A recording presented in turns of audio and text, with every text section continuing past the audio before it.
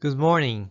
At this point in time, COVID-19 has been spreading around the country and has caused major societal and drastic economic consequences, by which many of you probably have a compelling story to share. And today, I'd like to share another of such story, introducing Mr. A. Mr. A is a COVID-19 patient.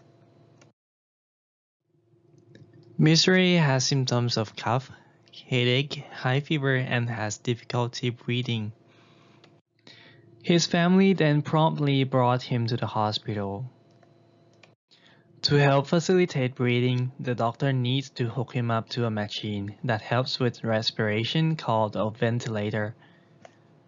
In order to do so, he first needs to insert a tube called an endotracheal tube. A tube to be inserted in the patient's airway. He ordered a chest radiography as per usual to check the position of the tube.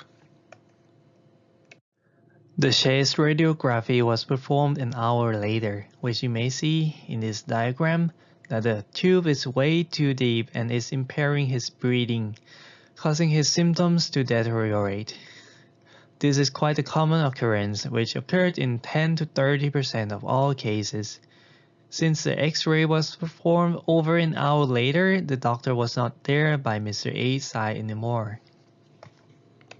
Luckily, a medical student saw the X-ray and reported it to the senior staff and was able to save Mr. A's life by correcting the tube position before it's too late.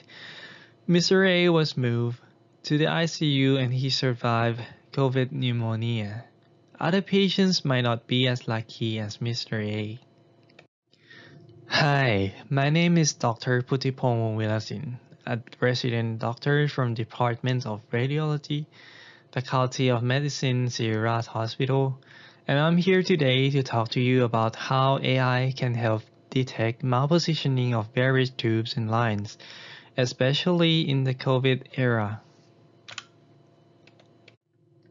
So in 2021, I developed an AI model based on a winning model from Tubes and Lines competition hosted by the Royal College of Radiologists of New Zealand and Australia as well as Singapore.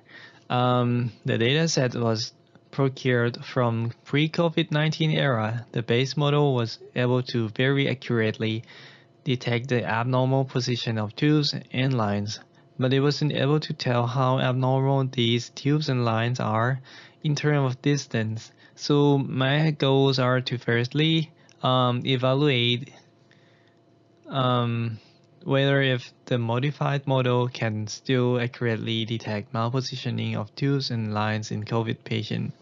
Secondly, to develop a model that could tell how far away the tips of these tubes are from the reference anatomy. Thirdly, to analyze confounding factors that are causing the AI to malfunction. Lastly, to tweak the model to be a little bit more efficient or accurate. I cannot disclose the results of my study yet, but it will probably be quite promising.